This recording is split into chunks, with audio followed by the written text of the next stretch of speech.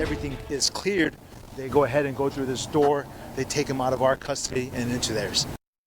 And that's how John's I-Team investigation and uncovering the truth at the border ended last week. At the door where people are deported to Mexico in Calexico.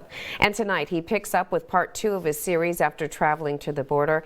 Good evening, I'm Karen Devine. And I'm John White. And Karen, President Trump again saying today 25% tariffs on products from Canada and Mexico are going to be on the way starting March 4th. That's next Tuesday, after he gave those countries a month-long pause initially on those tariffs. Now, his statements today coming after both countries did work to increase border security. Tonight, I am bringing you the second part of my I-Team investigation, uncovering the truth at the border. This week, the other side.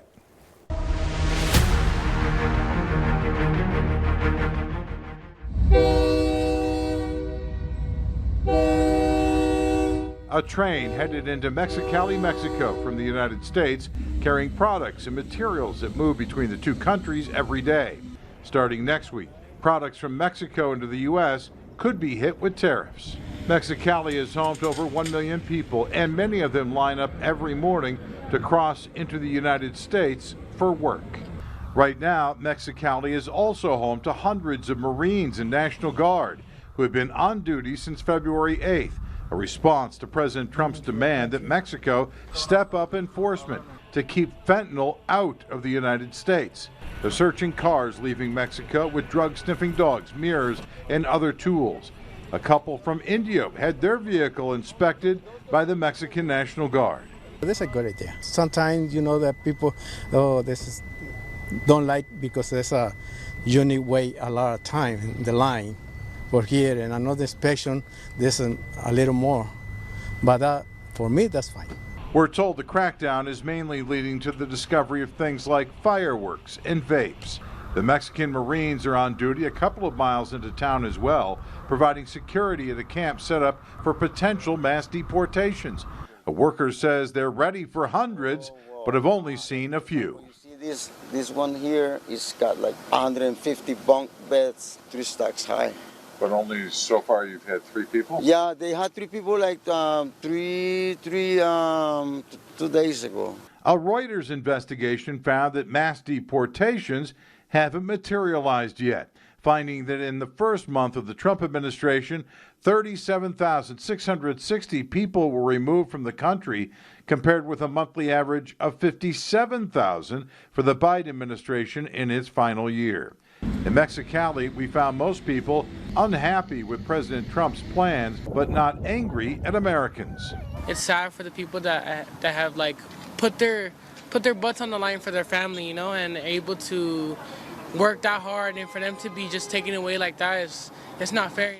You gotta treat people with respect, I sat down with the manager of Hotel Del Norte, Manuel de la Cruz. It's the closest hotel in Mexico to the crossing, and he says many asylum seekers would stay at the hotel waiting for their appointments, which was good for business.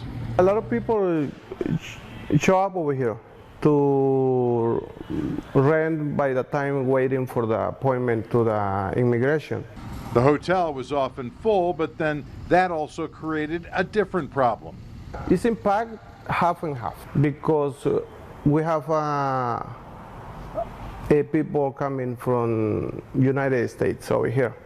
So by the time the immigration passes by, we don't have enough room to give the good service to the people who show up or coming to tourists or vacation every weekend. It's not clear how long the increased security will continue on the Mexican side of the border as negotiations continue amid the ongoing tariff threats. De la Cruz says change is part of life. We expect that when the President Trump is coming in, he will not bring change. But we believe that change coming, it will be better.